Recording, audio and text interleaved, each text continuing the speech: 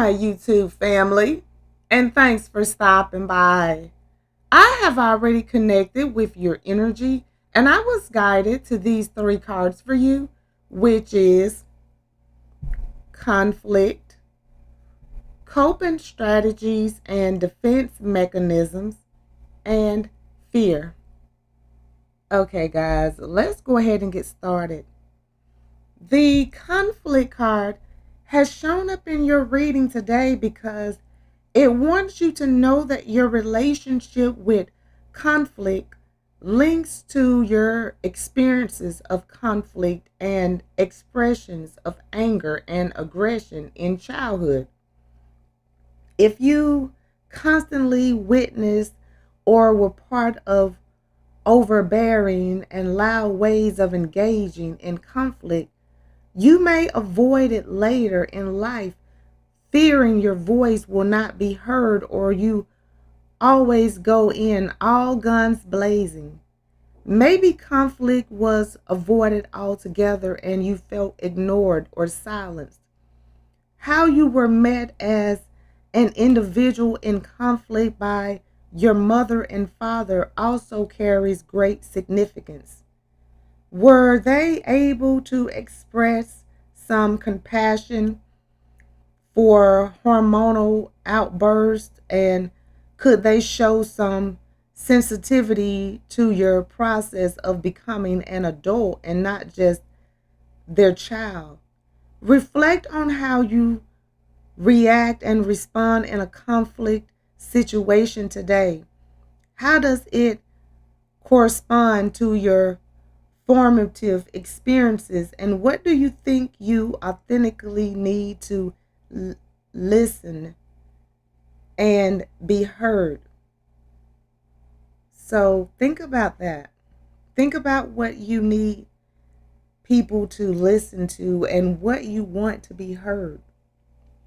And the coping strategies and defense mechanism card has shown up in your reading today because it wants you to know strategies, consider responses, and mechanisms, automatic responses for coping and self defense are tools we shape early in our lives to help us survive difficult situations and experiences. Their formation is linked to our capacity for resilience and how nurtured we were in uncertainty and fear as infants and children. With firmly grounded resilience, healthy mechanisms and strategies are more likely to occur. And I feel that instinctively standing up for yourself if you are bullied, helpful defense mechanisms, or reaching out to friends when struggling, helpful, hopeful coping strategies, whereas less grounded resilience can form unhealthy mechanisms and strategies, acting out with aggression, a perceived attack, unhelpful defense mechanisms, or turning to addictions during stress and difficult situations. That is an unhealthy coping strategy.